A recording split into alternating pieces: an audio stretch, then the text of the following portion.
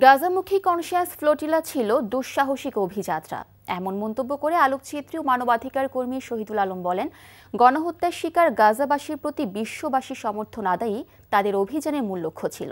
তিনি বলেন, গাজা যুদ্ধবন্ধে আপাতত শান্তি চুক্তি পশ্চিমা বিশ্বের ভণ্ডামি ছাড়া আর কিছু না। এনটিভিকে দেয়া একান্ত সাক্ষাৎকারে গাজায় ইসরায়েলি বাহিনীর নৃশংসতা নিয়ে পশ্চিমা গণমাধ্যম ও আরব দেশগুলোর নিরাপত্তা নিয়েও প্রশ্ন তুলেন শহীদুল আলম। আরও জানাচ্ছেন আরাফাত ইসলাম। ফিলিস্তিনের গাজামুখী কনসেন্স ফ্লোটিলা অভিযানে অংশ নেন আলোকচিত্রী ও মানবাধিকার কর্মী শহীদুল আলম। গাজা পৌঁছবার আগেই ইসরায়েলি বাহিনী অপহরণ করে সহযাত্রী সহ শহীদুল আলমকে, তারপর ইসরায়েলি কারাগারে তার স্থান হয়। মুক্তি পেয়ে শনিবার ভোরে দেশে ফেরেন তিনি। এনটিভির সঙ্গে একান্ত সাক্ষাৎকারে সেই দুঃসাহসিক যাত্রার অভিজ্ঞতার বর্ণনা দেন শহীদুল আলম।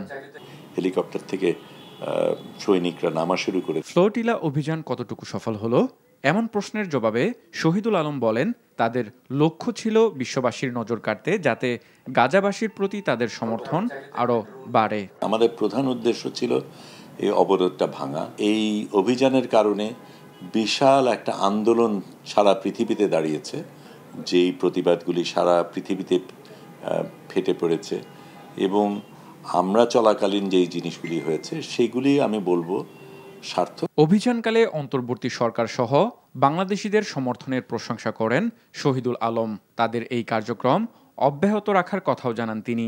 আমাকে তারেক রহমান সাহেব একটা মেসেজ পাঠালেন, সেটা আমি জাহাজে থেকেই পেলাম। বিভিন্ন মানুষজন তো তাদের মতন করে করেছে। আমাদের চিফ অ্যাডভাইজার প্রফেসর ইউনুস খুব শক্তিশালী বক্তব্য রেখেছেন।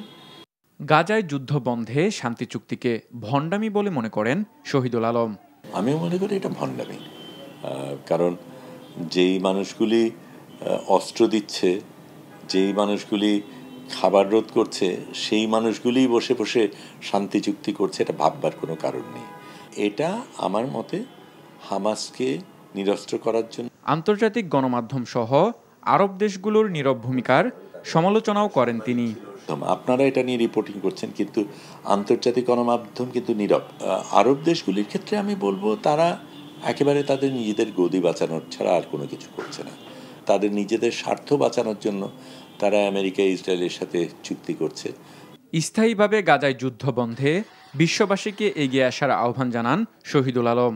লোকে কথাই বলেছে, তারা তাদের জন্য, তাদের পক্ষে কি করা সম্ভব সেই জিনিসটা করেনি, সেটাই আমরা করতে চাই। আরাফাত ইসলাম, এনটিভি নিউজ, ঢাকা।